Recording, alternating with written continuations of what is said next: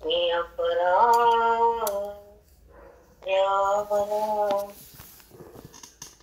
ज्ञानेश्वरी आत्मचिंतनाने अध्याय 18वा.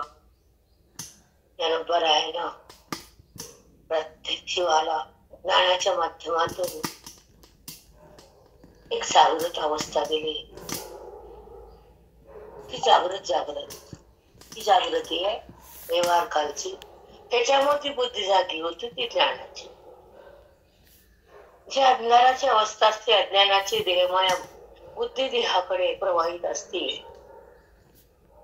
आणि भगवंताचा जो अनुभव आहे, भगवंताचा जो विवेक आहे आणि भगवंताचे जे स्थान आहे ते तिला माहित नसतं. त्या बुद्धीला नाम जेव्हा ज्ञानाला म्हणून ती मोहात आहे आणि ती सुख दुःखामध्ये भांबावलेली बुद्धी, सुख दुःखानं बरबटलेली बुद्धी.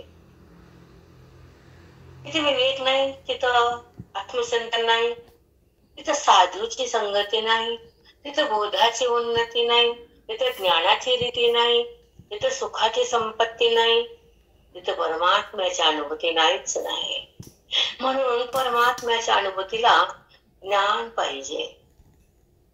आणि ज्ञान वेदाचं, संसाराचं नाही, देहाचं नाही, विषयाचं नाही, जगाचं नाही.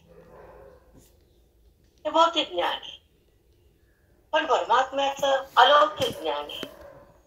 ते माहित नाही बुद्धीला, म्हणून तिला जाता येत नाही परमात्म्याकडं. तिला जाता येतं जगताकडं, देहाकडं, वासनेकडं, सुख दुःखाकडं, विषयाकडं तिचा ओढा असतो. तिला फक्त विषय भोगायची माहिती, विषयाचा संग्रह माहिती, विषयाचा संबंध माहिती, म्हणून तिच्यामध्ये विकार आहे. हा गुणाचा प्रकार आहे. हे गुण संपवण्यासाठी माऊलीचा हा विचार आहे, जो आपण रोज चिंतनात घेतो. तीन गुणाने तर असलेली प्रकृती कोणचा गुण काय करतो, आणि त्या गुणासोबत मन बांधलेलं असतं. देहाचा अतिसंबंध असतो, विषयाचा भोग असतो, वृत्तीमध्ये विकार असतो, अंतःकरणामध्ये अज्ञानाचा प्रकार असतो, आणि तेव्हा दुःखाचा डोंगर असतो. जीवात्मा भांबावलेला असतो आणि वावटळीच्या वाऱ्यामध्ये अडकलेला असतो. सुखाचा थारा नसतो, परमेश्वराचा आधार नसतो, संतांची कृपा नसते, ग्रंथावर प्रेम नसतं, ओवीचं ध्यान नसतं, स्वतःला भान नसतं. म्हणून दुःख तुम्हाला भोगावं लागत असतं. स्वतःच भान आल्यावर दुःख नाही, सुख नाही, येतात आणि बाजूला जातात. ढग येतात आणि जातात, आकाश जीव पातेऊ. तर सुख येतात, दुःख येतात, जातात ढग. सुख दुःखाचे ढग हे प्रारब्धाचा भोग आहे. येतं आणि जात ते पाहणं अज्ञानाचा आविष्कार आहे. तर सुखालाही पाहतो, दुःखालाही पाहतो, पण दुःखाला टच होत नाही, सुखाला भांबावून जात नाही. तो आपल्या महिमेत असतो, तो साक्षी भाव असतो, तो ज्ञानात असतो, तो देहात नसतो. परंतु परमात्म्यात असतो, तो ज्ञानी भक्त असतो, तो विठ्ठलासोबत असतो, देहासोबत नसतो. म्हणून श्रवणाच्या माध्यमातून बुद्धी विठ्ठलासोबत एकरूप होती. तिथं खरी ज्ञानाची रीती, सुखाची अनुभूती, वेदाची संपत्ती, ही साधूची संगती, ही बोलीच्या शब्दाची, प्रत्येक शब्दाची सुखाची स्थिती. प्रत्येक शब्द बुद्धीच्या द्वारे अंतःकरणात साठला जातो. ओवी अंतःकरणामध्ये सहज प्रवेश करते आणि त्या अंतःकरणात असलेल्या अज्ञानाला धुवून काढून, पापाचा नाश करून, संचिताच कर्माला आग लावून, तो शब्द ते ओवी, ते ज्ञानेश्वरी, ते ज्ञानदेव, त्या बोधाच्या माध्यमातून ज्ञानदेव आते तुमच्या जाते. आणि ज्ञानबोध एकच आहे. ज्ञानदेव म्हणजे कोण? ज्ञानदेव म्हणजे सुखाची अनुभूती. तो क्षण म्हणजे ज्ञानदेव, तो अणु म्हणजे खरा परमात्मा. त्याला नाव दिलं ज्ञानदेव. त्याला नाव तरी कशाला? सुख म्हणजे ज्ञानदेव, व्यापक म्हणजे ज्ञानदेव. जो एक आहे परमात्मा तो ज्ञान, अनेक आहे ते जगत आहे. त्याचा संबंध ते अविद्या आहे, म्हणजे त्याचा बात ते ब्रह्मविद्या आहे. जगताचा बात करणारी विद्या ब्रह्मविद्या आहे. सुखाला अनुभव आणून देणारी ब्रह्मविद्या आहे. जीवाला शिवपद देणारी ब्रह्मविद्या आहे. आत्मानंद प्रगट करणारी ब्रह्मविद्या आहे. स्वतःची ओळख करून देणारी ब्रह्मविद्या आहे. आनंदाची बहार आणून देणारी ब्रह्मविद्या आहे. आत्मस्थिती सतत बुद्धीमध्ये तरंगत असती, त्याचं मूळ कारण ब्रह्मविद्या आहे. प्रपंचाचे भान, ही दुःखाची जाण, हे काट्याचं रान आहे. व्यवहार चित्तात बांधून घेऊ नये. देहाचा संबंध वृत्तीला होऊ नये. आत्मसाक्षात्कार करण्यासाठी श्वास श्वास त्याचा विनियोग केल्याशिवाय राहू नये. संतांच्या संगतीशिवाय जगू नये. बोधाची संपत्ती भेटल्याशिवाय थांबू नये. मी कोण कळल्याशिवाय आनंद मानू नये. जगत भाव टाकल्याशिवाय आत्माभाव भोगू नये. भक्तच येत नाही. जगत भाव टाकणं आणि आत्मानुभूती घेणं आणि स्वतःच राज्य अनुभवणं आणि आत्मसुखात थांबणं, देहभावाला टाकणं, अविद्येला संपवणं, परमात्म्यामध्ये विराजमान होणं आणि त्या मनाला ईश्वरामध्ये नेणं, मी कोण हे कळणं, स्वतःची जाणीव स्वतःला होणं, देहाची जाणीव बंद होणं, हे ज्ञानाचं लक्षण आहे. ज्ञानाची फलप्राप्ती आहे. ही वेदांताची स्थिती आहे. ही परमात्म्याची प्रतीती आहे. न की देहाची प्रतीती आहे. देहाची प्रतीती म्हणजे अविद्या आहे आणि परमात्म्याची अनुभूती म्हणजे ब्रह्मविद्या आहे. आणि ब्रह्मविद्या ही प्रत्येकाला फलद्रूप होत नाही. सगळ्या समजत नाही. ती मनाला मिळत नाही. अज्ञान कुणाचं जळत नाही. पाप पुण्य पळत नाही. बुद्धीला मी कोण कळत नाही. तोपर्यंत पाप पुण्याची उत्पत्ती सतत असते. संचिताची धार वाढत असते. अरे बाबा हा नसतो. म्हणून जीवात्मा भांबावलेला असतो. त्याला परमात्म्याची ओळख नसते. तो वेदांताकडे नसतो. तो सुख दुःखाकडे असतो. तो कर्मामध्ये असतो. तो देहभावामध्ये असतो. तो देहाला माझं म्हणतो. विषयालाच बघतो. आवरणात जगतो. परमात्म्याला त्यागतो आणि दुःखाकडे जातो. सुख त्याला माहित नाही. दुःख त्याचं संपत नाही. परमात्म्याची ओळख त्याला होत नाही. त्याला अनुभूतीत राहता येत नाही. सुख त्याला भोगता येत नाही. दुःख त्याला टाकता येत नाही. अविद्या त्याची संपत नाही. ब्रह्मविद्या लगेच थांबत नाही. संत त्याला कृपा करत नाही. श्रद्धा त्याशी वाढत नाही आणि त्याला परमात्म्याचा संबंध करताच येत नाही. नफ्याचा संबंध किती काळ, धनाचा संबंध किती काळ, देहाचा संबंध किती काळ, क्षणभंगुर नाही वरवसा, पुढे हुशार थोर आहे ओळसा. म्हणून क्षण सुखाला, भौतिक सुखाला भुलू नका. आत्मसुखाला टाकू नका. संताला सोडू नका. ग्रंथाला बाहेर काढू नका. बाकीच तुम्हाला तुमचं सुख देणारे ग्रंथ आहेत, संत आहेत आणि श्रवण आहे, तर तुमच्यासाठी आहे. श्रवण आपल्यासाठी आहे. उद्धारकारक श्रवण आहे. वेगाचा नाश करणारं श्रवण आहे. अभेदाला प्रगट करणारं ब्रह्मज्ञान आहे. ब्रह्मज्ञान जेव्हा बुद्धीमध्ये तरंगत, तर देहाचं भान क्षणामध्ये जळून जात. एक क्षण लागतो देहाचं भान जळायला. मी कोण कळायला, परमात्म्याकडे मन वळायला एकच क्षण. पण तो क्षण कधी माहित नाही. म्हणून श्रवण टाकायचं नाही. संताला सोडायचं नाही. तरुणातून बाहेर यायचं नाही. इष्टे सुखाला बोलवायचं नाही. प्रारब्धाला येईल, पण ते सुख संपणारे दुःखकारक आहे. ब्रह्मातलंय ते सुख नसतंय, तुम्ही मानलंय. पण ज्यानं आत्मत्वाला जाणलंय ते सुख त्यानं भोगलंय, आत्मसुख. त्याच्यासमोर हे सुख शून्य आहे. म्हणून जे सुख नाही त्यासाठी धडपड कशाला. पण जे सुख तुम्हाला प्राप्त करायचंय, जे तुमचं रूप आहे, त्यासाठी धडपड करा, त्यासाठी दान धर्म, यात्रा, जपजाप, परिणाम, आत्मानुसंधान, संतांची संगती, ग्रंथावर प्रीती, वेदाची स्थिती, अध्यात्माची प्राप्ती, दुःखाची निवृत्ती, दुःखाची निवृत्ती. कार्य करायचं असेल, होत असेल तर ते टोचत जगाला.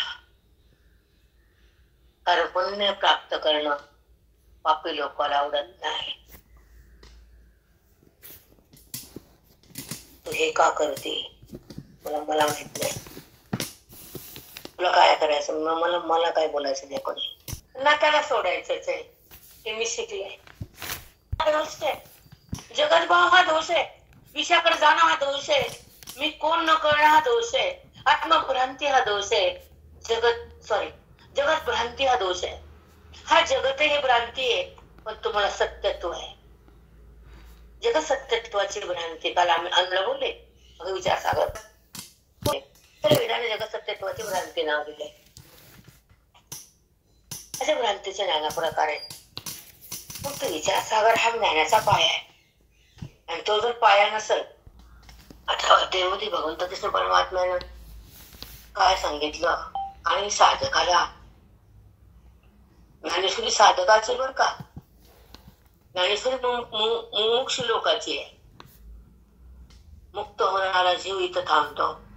वाचणारे खूप आहेत, सगळेच वाचतात, पण मुमुक्ष मुक्त होतात आणि संसारी पुण्य घेतात.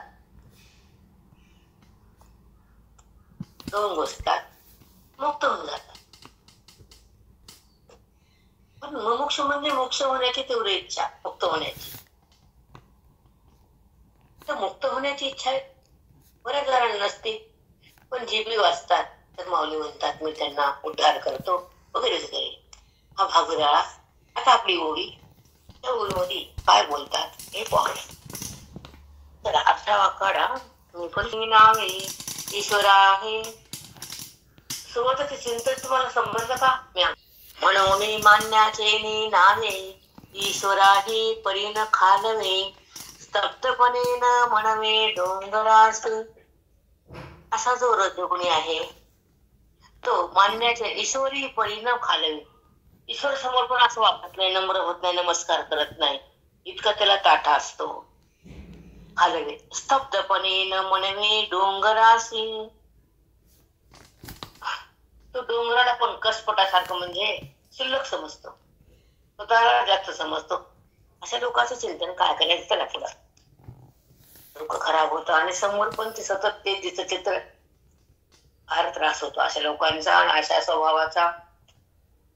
पण विलाज नसतो. हिऱ्यापोटी गारगोटी. जिथे हिरा असतो तिथं गारगोटी असते, तर गारगोटीला बाजूला जा म्हणता येत नाही, त्याच्यासोबतच हिरा जन्मत असतो. हिऱ्यापोटी गारगोटी. अर्थ कळाला का? त्याचे कलाली राहटी पुढी चोरीली, जिठी कोणती ओली पन्नांग पन्यांग वेची. बघा, मन जयाची कलाली, जसं मन कपटी आहे, कलाली म्हणजे कपटी मन. मन जयाची कलाली राहटी पुढी चोरीली. त्याची वागणूक, राहटी म्हणजे वागणूक, त्याची वागणूक कशी असते? चोट्ट्या लोकांसाठी. चोर कसं बाबा वागतात, बघतात बघतात बघतात बघतात बघतात, गप्पून हाणून चोरी करून पळतात. तशी राहटी त्याची चोरासारखी, मन कपटी. बरं. जिठी किरते ओली वनांगेची. वनांग म्हणजे बहुतेक विषयाला जो थांबा सांगते. हो, विषयाचे नजर विशेषसारखी म्हणजे समजून घ्या, मला बोलता येत नाही. किंबहुना कपटाचे देहची वडिले तयाचे, ते जिने की जुवाराचे टिटे घर. जुवाराचा अड्डा, त्यांचं घर म्हणजे जीवन म्हणजे जुगारी लोकांचा अड्डा. किंबहुना कपट्याचे, देहच वडिले तयाचे. त्यांच्याबद्दल काय बोला, त्यांचं बुद्धी, त्यांचा देह सगळा कपटालाच बनलेला असतो, त्यांचा स्वभाव कपटीच असतो. त्यांच्यासाठी काय बोलू अर्जुना, असं बघून ते बोलले. ते जिने की जुवाराचे टिटे घर, त्यांचं जगणं म्हणजे जुवाराचा अड्डा, जुगाराचा अड्डा. नोहे तयाचा प्रादुर्भाव, तो साभिलाष भिल्लाचा गाव. म्हणून नाही एवो जावो तया वाटा. त्या वाट्याला पण जाऊ नको, ते तिकडे लोक आहेत ना, त्याच्या रस्त्याला जाऊ नको, त्याचं वारं पण घेऊ नको, डोळ्यात त्यांना पाहू नको. जो जुगाराच्या अड्ड्यातले लोक आहेत, ते कपटी लोक, त्यांचं देहच जीवनच कपटी आहे. जेव्हा असे लोक जर पुण्य करत असेल, दाखवत असेल जपाची माटिंग टुंग टुंग टुंग टुंग टुंग टुंग टुंग टुंग टुंग टुंग, मग कसं करायचं, ते बघून बघून घेईन ना, तुला करायचं काय. असे कपटी लोक, हे भद्र पापी लोक, लोकांचा घात करणारे, हे जपाला बसते, काय काय जाते तीर्थाला इकडं तिकडं, अवडंबर करते. मग त्यांचं पुण्य का पाप, तू गपची बस, देव बघते. सेपरेट नरक असते त्या लोकांना, स्पेशल व्यवस्था. बरोबर आहे बावली, विशेष व्यवस्था आहे त्यांची. केले कर्म झाले त्याची भोगाले, उपजले मेले ऐसे किती. तुम्ही जप करू नका, तुम्ही दान करू नका, तुम्ही तीर्थात बुडू नका, पण कपटीपणाला कुणाचा घात करू नका, काय करू नका. स्वच्छ वागा. आपल्यामुळे कुणाला त्रास, कुणाचं आयुष्य बरबाद, कुणाच्या घराला आग लावू नका. नका जप करू, चांगलं वा. गरज काय जप करायची, पापच करू नका. जपाची काय गरज आहे, नका पाप करू, नाही वाईट वागू, बरं वागा, नम्र राहा, संपलं. पण लोकांना दुखवणं हे कपटी लोकांचं पहिलं काम आहे. काय बोलले ते लोक, म्हणजे जुवाराचा अड्डा, जुगारी लोकांचा अड्डा. त्या रस्त्याला जाऊ नको अर्जुना, त्या रस्त्याकडे पण जाऊ नको, लोक तर लांबत राहिले. न जाणू लोक असं का स्वार्थ करता, काही पण खेळतात, काही पण फक्त स्वार्थ असतो, स्वभाव कपटी असतो, आत मतलब असतो, आणि बुद्धीला बुर्रा असतो, बुर्रा. प्रेमळ पुण्यवान माणूस, स्त्री असो या पुरुष, तिथे पुण्याचा साठा आहे. जो प्रेमळ आहे, त्याचं मन समुद्र आहे, तो कधी कुणाचा घात करत नाही, कधी नाही. कपट कधी शिवत नाही, त्याच्याकडनं लोकांचा छळ होत नाही, लोक त्याला छळतात. तयाचा प्रादुर्भाव, जो साविलास बिल्ल्याचा गाव. म्हणून नये जावो तया वाटा. अर्जुना एक सांगू, जे वाटमारी लोक असतात का नाही, वाटमारी रस्त्यावर, किती लोक घाण असते, जे आलं त्याला मारतात, मारून टाकते, त्याचं धन घेते. तसं हे बिल्ल्यासारखे लोक असते. वर प्रादुर्भाव, तो साबिलास भिल्ल. पहिले लोक रानामध्ये भिल्ल लोक झाडावर उभा टाकून वाटेवर सरुसेल बाण मारून त्यांना लुटून घेत होते. तसे कपटी लोक चांगल्या लोकांना लुटून घेते. त्यांच्याकडे जाऊच नको, त्यांच्या रस्त्याला जाऊ नको. बरं सांगा, माऊली तर त्यांना जगातल्या प्रत्येक बुद्धीचं जीवाचं ज्ञान आहे, म्हणून त्याला बोलता येतं. ठीक आहे. सतत एकत्र राहून विश्वासघात करतात, मनामध्ये छुरी चालवतात, जिनं आयुष्यभर साथ दिलं तिला बाजूला ढकलतात, जिनं कधी वाईट वागलं नाही तिला त्रास देतात. कपटी लोक.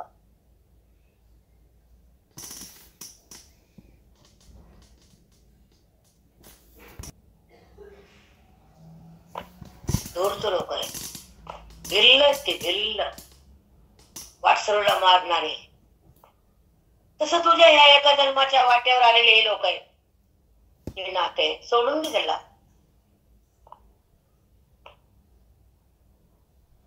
माझे मनामध्ये ते घातक ठरतेत.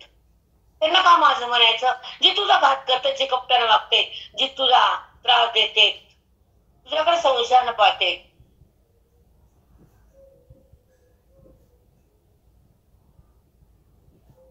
त्यांनी त्यांच्या रस्त्याला पण जाऊ नका.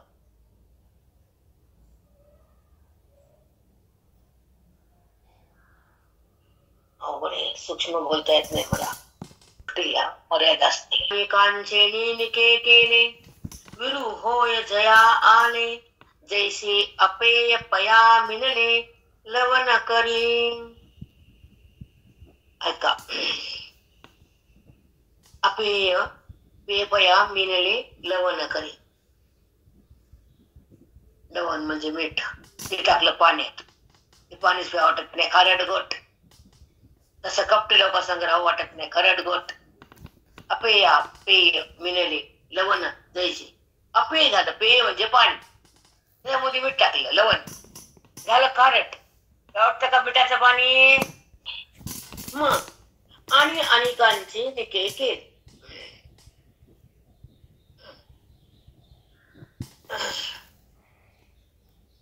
एक मिनिट. विरू हे जयाल. बघ,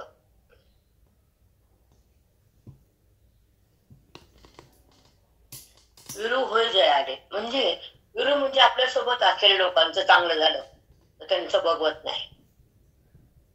अशा लोकांना विरू होय जयाले. आपल्या समोर जे लोक आहेत त्यांचं चांगलं झालं, त्यांच्याबद्दल मन कसतरी होतं, कळबळ बळबळ, मनात मळमळ होतं, उलटी होती त्या लोकांना. जसं सुरुवातीला बोललो ना, आई तुला काय करायचं हे करून? ज्यांच्या गावात काय ब्राह्मण नाहीत का? म्हणलं बरं, असं पाप आडवे येतं. आलं का उदाहरण बरोबर? डोकूची आजम. काही वैसा पदार्थ घातला आगी आतो, किवासा पदार्थ घातला आगी आतो. आगीत जर हिव पडलं तर हिव राहते का? नाही. ते क्षणी धडधडीतो अग्नी होय. त्या क्षणाला ते हिव अग्नी होत आहे. ठीक आहे देवा. नाना सुद्रव्य गोमटी झाडिया शरीरी पैठी, कोण ठाती किरटी मळसुजेवी. नाना सुद्रव्य गोमटी. काका हमेशा म्हणायचे, जिलबी खा, बुंदा खा, बासुंदी खा, खाली अत्तर पडत नाही. तसे सुद्रव्य गोमटी वेगवेगळे पदार्थ खाल्ले तर त्याचा मळच होतो, त्याचा मळ बनतो. पण पोटात काय टाकलं, काय टाकू नये, काय पाहिजे यासाठी अट्टास नको. सुद्रव्य गोमटे झाली या शरीरी पैठी, शरीरात टाकली. कोण ठाती किरटी मळच जेवी, त्याचा मळच बनतो. मल मल. बघ आता काय सोडले का सांगायचं माऊलींना? सांगा बरं. बरवे जयाचा भोवतरी पावे, आणि विरुद्धची अभवे कोणी वेगे. पुढल्याचे बरवे, दुसऱ्याच समोर आपल्या दुसऱ्याचा कोणा चांगला व्हायले, बर मग काय? जयाच्या भीतरी पावे. त्याला कळालं यांचं असं झालंय, त्याला ते सहनच होत नाही. काय होतं? त्रास होतो मनाला. त्यानं घर घेतलं वय. कसं काय घेतलं? सोनं घेतलं वय. कुठून आणलं? चोरी केली का? लुबाडला असं कोणा तरी. तुला करायचं काय एवढं चौकशा? बरं झालं, छान झालं, मस्त दिसायला असं म्हण की. एखाद्या बाई साडी घातली, सोनं घातली, किती छान लक्ष्मीचं दूध दिसायला म्हणावं. आता माझ्याकडे घटात 100 बाय असते, मला नंतर करणं वाईट वासना त्याला असं का बघवतच नाही. बघा पुढलांचे बरवे जयाच्या भीतरी पावे आणि विरुद्धची आगवे हो नि हे विरुद्धच उलट बोलायचं त्याला उलट चर्चा करायची त्याची तिथल्या कुणाचा सत्कार झाला कुणाचा गौरव केला कुणा पारितोषिक भेटलं तिला भेटत होतं काय तिला काय मिळत असतं काय त्या बाईने नेलं तुला नाही कमून नेलं मग तुला पण न्याव ना सत्कार करायला तुला का नेलं नाही तुला का टापी दिली नाही तिला फोन करून सांग मला नाही म्हणा म्हणजे पोटामध्ये वंगण असतं डांबर डांबर उन्हीवाणी बोलती त्यांना नेलं म्हणून सत्कार झाला तुला तुझं नाव दे आता पुढच्या वेळेस दे पुढच्या वेळेस चला चांगलं ना तोंडातून निघतच नाही ह्याला म्हणतात नेगेटिव्ह लोक पॉझिटिव्ह नसतात तसे म्हणून बिमारी टकमक वृत्ती चंचल शांतपणा नसतो यांना समाधान तर शिवतच नाही यांना तीर्थ नसते बुद्धी नेगेटिव्हिटी असती त्याच्यामुळे तब्येत बिघडते cut cut cut cut cut positive राहा बघा तुमची तब्येत ठण ठण गोपाला ठण ठण पण पॉझिटिव्ह लोक कमीच आजकाल नकारात्मक ऊर्जा सगळं वाईट सगळं विरुद्ध वळायचं सगळं वाईट वाईट वाईट चांगलं नाहीच चांगली धारणाच नाही मनाची कारण तिथं म्हणतात नेगेटिव्ह ऊर्जा हे जन्मांतरी दोष असतात ती संपवा दे आधी चला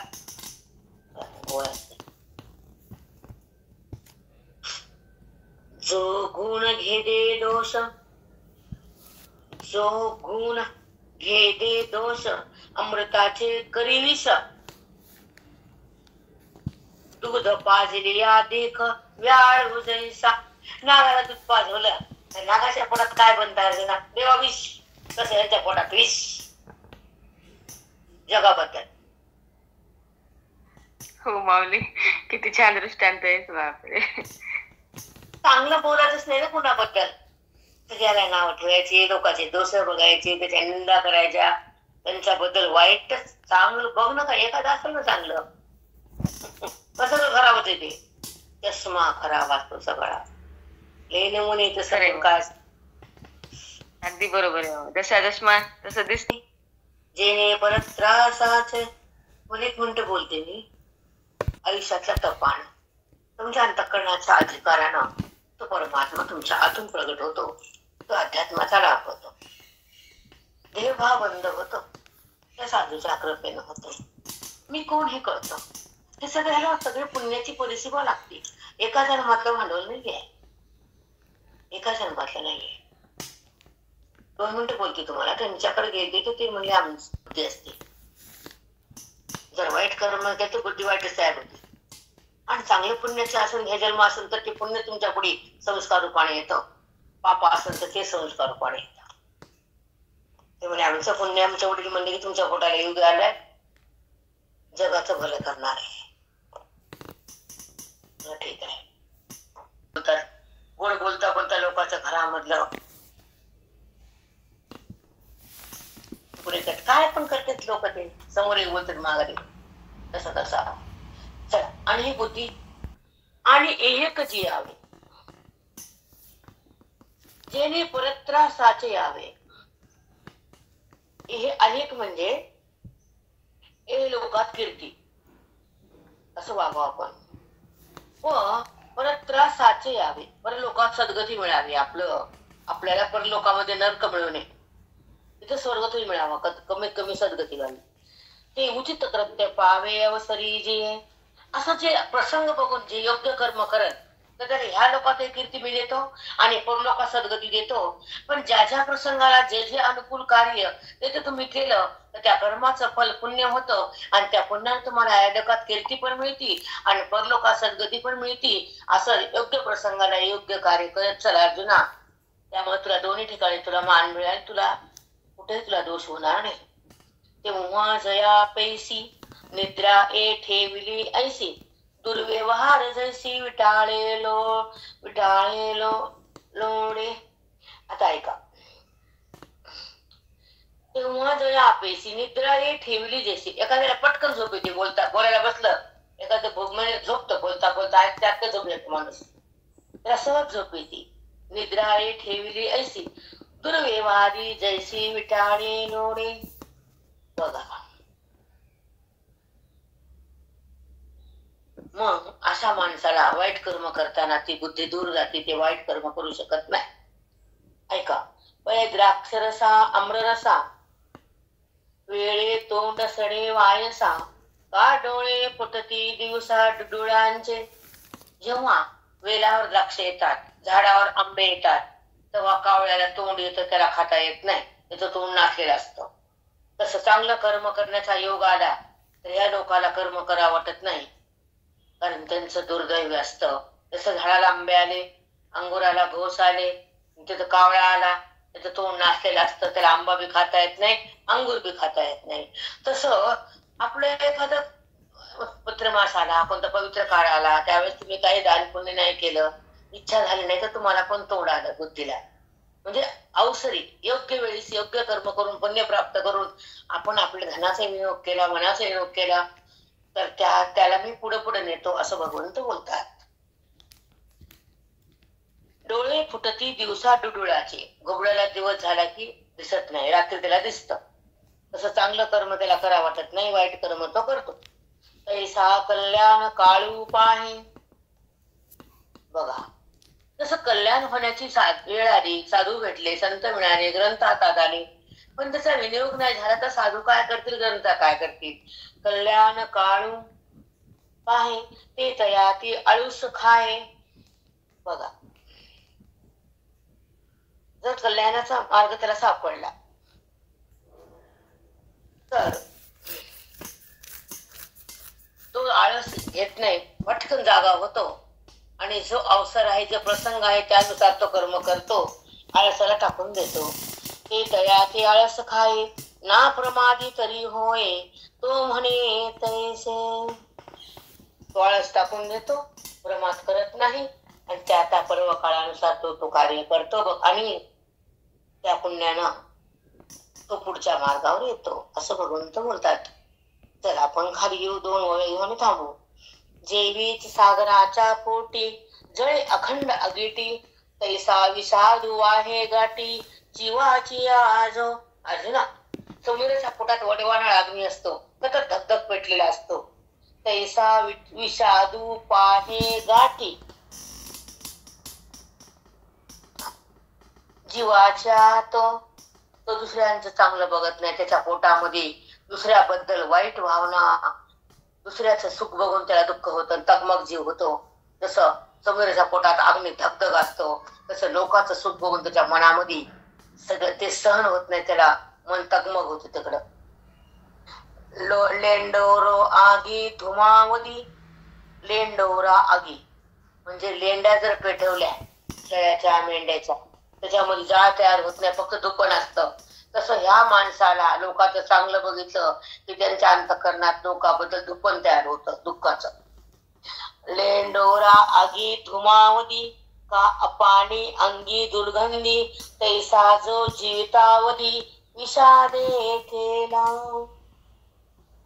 जसं लेंड्याला पेटवलं तर आग होत नाही, धूरच निघतो, तसा अपान निधी म्हणजे जे शेवटचं मलमूत्राच्या ठिकाणी जो अपान वायू असतो तो दुर्गंधीलाच बाहेर काढतो.